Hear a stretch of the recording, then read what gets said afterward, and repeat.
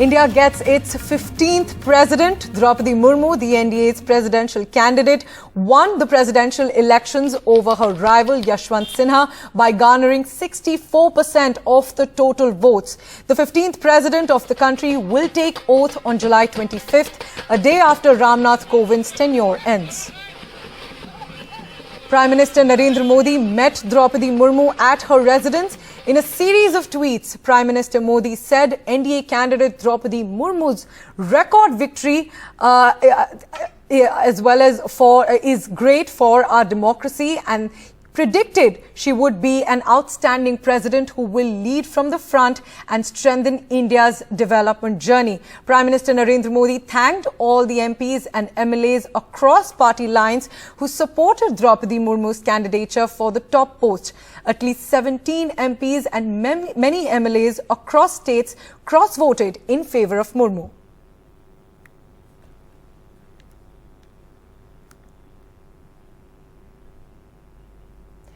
Opposition's candidate Yashwant Sinha, who lost to Murmu, congratulated her and said, "I join my fellow citizens in congratulating Srimati Droupadi Murmu on her victory in the presidential election 2022. India hopes that as the 15th President of the Republic, she functions as the custodian of the Constitution without fear or favour."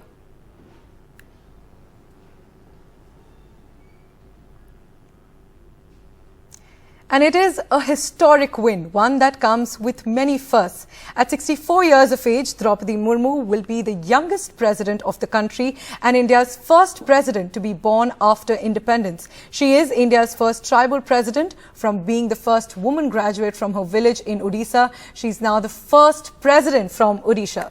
Let's take a look at the president's journey. Droupadi Murmu becomes the first tribal and a woman to be the youngest president of India. At 64 years of age, Droupadi Murmu's election is a masterstroke for the ruling BJP. At once an outreach to the tribal identity across India and also breaking the opposition ranks. The results showing Murmu won over 65% estimated votes means there was heavy cross-voting in her favour. Since a whip can't be issued for a presidential election, parties are in no position to take action against those who voted for Murmu. Droupadi Murmu has experience in holding constitutional authority. She has been a governor of Jharkhand, a two-time minister and a tribal leader who began her journey as a councillor. Her entry into Rashtrapati Bhavan will, however, carry greater significance. Murmu's election has dented opposition unity. The campaign for Yashwant Sinha was lackluster, and with parties like the JMM and the Thackeray-led Sena supporting her, it will have a fallout on the vice presidential elections and opposition unity as well. Parties like Trinamool Congress, the Samajwadi Party and the Aam Aadmi Party have already skipped the opposition meeting for the vice presidential election strategy. The BJP's tribal outreach will have an impact. States like Gujarat and Himachal Pradesh are going to the polls this year, and a sizable tribal vote bank is sprinkled pretty much across the country. And for Orissa, the state from where Droupadi Murmu hails, BJP also hopes to dent the BJD, the fortress that so far Naveen Patnaik has been holding. On the 25th of July, President Ramnath Kovind will make way for India's first tribal president here behind me at the Rashtrapati Bhavan. As the governor of Jharkhand in the past, Droupadi Murmu twice refused to sign on a bill that would have transferred the land rights of tribals to the industry. She stood her ground and showed she is no rubber stamp, something that the opposition fears she could be even as president. But with the overwhelming support this time, she once again embarks on the journey to uphold the constitution of the country. With Sanket Upadhyay in Delhi, this is Maha Siddiqui for NDTV. And my colleague Maha gets us more details about the new president, and my colleague Akshay gets us details of the grand celebrations. Droupadi Murmu comfortably sailed through the 50% mark that she needed to become the president of the country. The first tribal woman president of the country, to be specific. However, there is another story in the numbers, and that is about the cross-voting. The number of MPs and MLAs who have voted in favor of Droupadi Murmu, despite being from the opposition and the opposition having pitched Yashwant Sinha as their candidate, is something that is of significance. This shows that there wasn't enough unity within the opposition ranks, and that the BJP was also able to trump the opposition by their choice of Droupadi Murmu. Not just a woman candidate, but a tribal candidate, making it very difficult for many parties to not publicly show their support for her despite being from the opposition, for instance, the JMM and the Shiv Sena as well. Meanwhile, despite the fact that these two political parties of the opposition openly showed their support, the others stuck to Yashwant Sinha's side. However, many of their members seem to have voted for Droupadi Murmu. Also remember, there is no whip that is applied for the post of the president and the election of the president, because it's a constitutional position. So none of these parties can take any action against their party members who have voted in favor of Droupadi Murmu. But now the path is clear for Droupadi Murmu to take over as the 15th president of the country. That will happen on the 25th of July, when in fact President Ramnath Kovind's tenure ends. So right now we are outside Rashtrapati Bhavan. In fact, we are at Rajpath right now, and Droupadi Murmu has become the 15th president of the country. She has written history by becoming the first president from the tribal community, and the Bharatiya Janata Party right now is celebrating that victory. Droupadi Murmu was the NDA supported candidate, and she has in fact triumphed over her opponent Yashwant Sinha, that was being backed up by the opposition parties. Now looking at the numbers, many MLAs and Member of Parliament have cross-voted for Droupadi Murmu, and these were the indications coming in from the very beginning that there can be certain cross-voting, given the fact that BJP had chosen a woman, a tribal person for the post of president, for the post of the 15th president of the country. Right now we are outside Rashtrapati Bhavan, and all of these BJP supporters are celebrating the victory of Droupadi Murmu. We'll try and speak to some of the BJP workers who are here.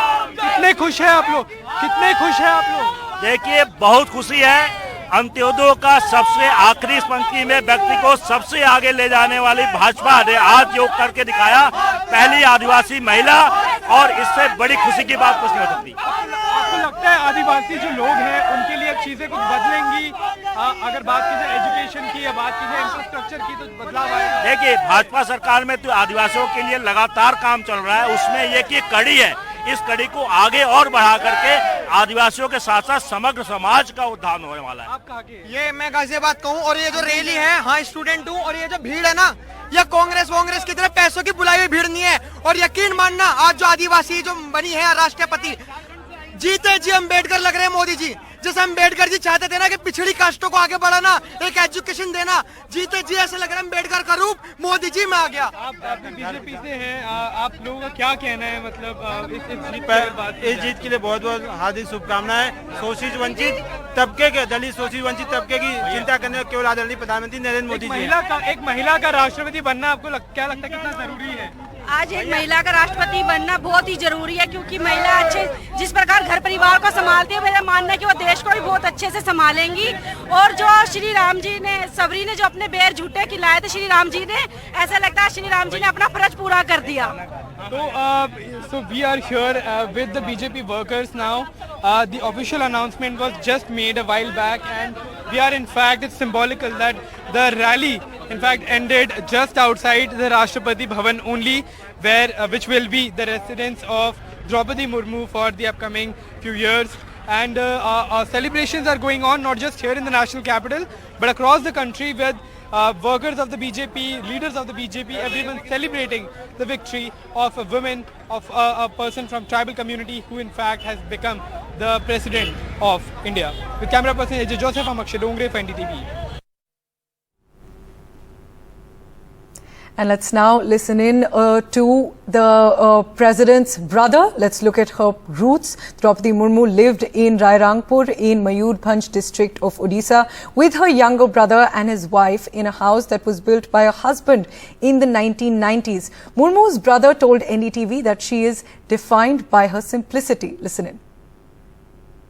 आपको बहुत मुबारकबाद।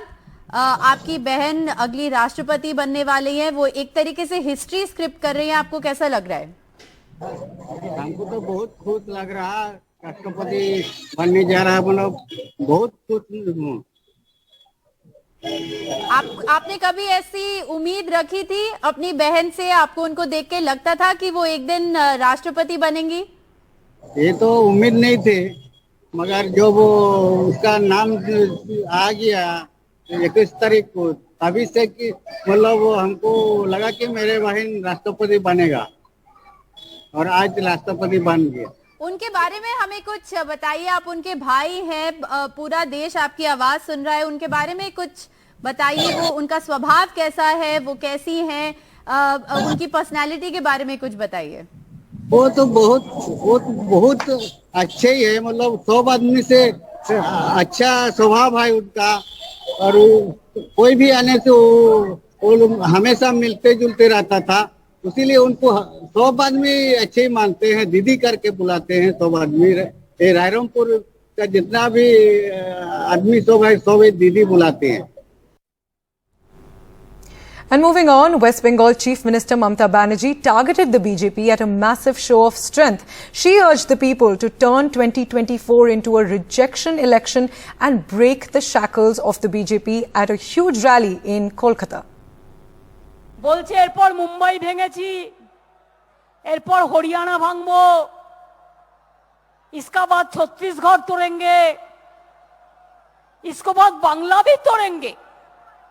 हम बोला बांग्ला को cross मत करो, इधर में रॉयल बंगाल टाइगर जो है ना, वो बहुत बढ़िया है। Mamata Banerjee at a show of strength in Kolkata, not only firing a warning shot to the BJP-led centre, but also the Congress-led opposition, making it known that she cannot be taken for granted. The Trinamool announced it will abstain from voting in the vice president elections, saying most of their 35 MPs objected to the way Margaret Alva's name was chosen.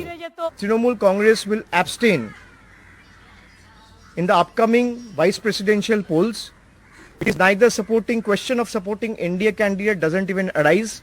We have decided unanimously to abstain from the voting process. It's a huge blow to opposition unity, particularly after the split in its ranks in the presidential election, with parties like the Jharkhand Mukti Morcha and the Shiv Sena's Uddhav faction, both Congress allies, supporting the ruling NDA's candidate, Droupadi Murmu. And I'm sure when the time comes, all opposition parties will realize that they have to stick together to make a formidable contest. But Dhankar, as Bengal's governor, has had a very tense and hostile relationship with Chief Minister Mamata Banerjee. But a few days ago, he is believed to have sought her support. The TMC says it can ideologically differ with opposition parties as well without diluting its anti-BJP stand. And on a day India elected its first tribal president, Mamata Banerjee targeting the BJP for what she calls mere symbolism. কখনো tribal card খেলছে, অথচ সারি ধর্ম আর সারনা ধর্ম নিয়ে বারবার বলছি ট্রাইবেলদের অধিকার দাও, কিছুতেই দিচ্ছে না। আমরা ক্যাবিনেটে পাস করেছি, এটা দিতে হবে। The 21st of July rally, a huge event for the Trinamool Congress, took place after a gap of nearly 3 years, and Mamata Banerjee made it clear she hasn't lost the appetite for a political fight, pitching her party as a formidable opponent to the BJP, even as the Trinamool Congress chose not to vote for the opposition candidate in the vice president elections. With camera person GD Shankar in Kolkata, Saurabh Gupta, NDTV. Congress President Sonia Gandhi was questioned for nearly 3 hours by the Enforcement Directorate on the first day of her appearance before ED in an alleged money laundering case. Now, Sonia Gandhi has been called for another round of questioning on Monday, and meanwhile, Congress leaders staged protests across states. Here's a report.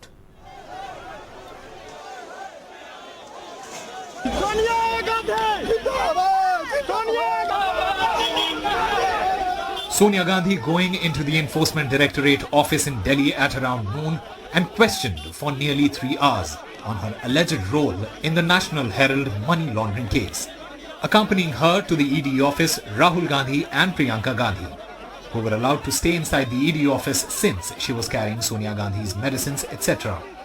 Sonia Gandhi was questioned by Kuldeep Singh, the Assistant Director of the Enforcement Directorate, who is also the investigating officer of this case.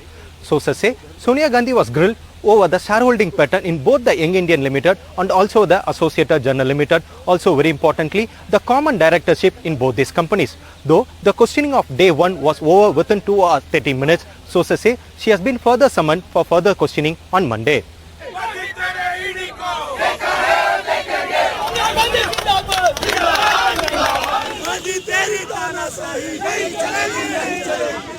While the questioning continued, Congress protests intensified across the country. Delhi, Mumbai, Hyderabad, Lucknow, Patna, Jammu, Bangalore, Guwahati and Trivandrum. The protests started inside and outside Parliament, with placards being shown and slogans being shouted. Congress के सांसद संसद भवन परिसर में एक मार्च निकाल रहे हैं। इससे पहले लोकसभा और राज्यसभा दोनों में विपक्षी सांसदों ने हंगामा किया है। Congress leaders were also detained after a protest in North Delhi. A protester dragged on the ground by the police in Guwahati. The agencies of the government of India are being used to intimidate the opposition and especially the Congress party. In Chandigarh and Delhi, water cannons were used on protesters. A car set on fire in Bengaluru. About 11 people have been detained and they are being examined, and the car that has been burnt also has been seized. A train stopped in Delhi. The rage continued through the day. There are over 2,000 people, supporters of the Congress, who have gathered here against the centre. With the rest of the country, Congress leaders and supporters are also protesting vehemently. Police forces have barricaded the entry of the Congress Bhavan in Guwahati. The BJP attacked the Congress on the protest, while the Congress accused the BJP of misusing central agencies. Congress party तो परिवार की जेबी संस्था हो चुकी है। उनके नेता भी जेब में हैं। अब कांग्रेस पार्टी की संपत्ति भी परिवार के जेब में लाई जा रही है। यही मामला है। गांधी परिवार और कांग्रेस पार्टी की तासीर समझने में नरेंद्र मोदी और अमित शाह को कई जन्म लेने पड़ जाएंगे। हम पीछे नहीं हटेंगे। हम डर के घर बैठने वालों में से नहीं हैं। अगर आपको कोई शक है तो जाइए अंग्रेजों से पूछ लीजिए। With Sunil Prabhu and Arvind Gunasekhar, Usama Shah for NDTV. US President Joe Biden has tested positive for COVID-19. The White House announced, saying that the 79-year-old leader was experiencing mild symptoms and would carry out his full duties while isolating at the White House. Our nation faces clear and present danger. Prime Minister Narendra Modi tweeted his wishes to President Biden for a quick recovery from COVID-19, and he prayed for his good health. President Joe Biden tweeted, saying, "Folks, I'm doing great. Thank you for your concern. Just called Senator Cassie, Congressman Cartwright and Mayor Cognity and my cousins to send my regrets for missing our event today." And he said he's been keeping busy. With that, it's a wrap on this show. Thank you very much for watching, but stay tuned to NDTV 24/7 for all your news.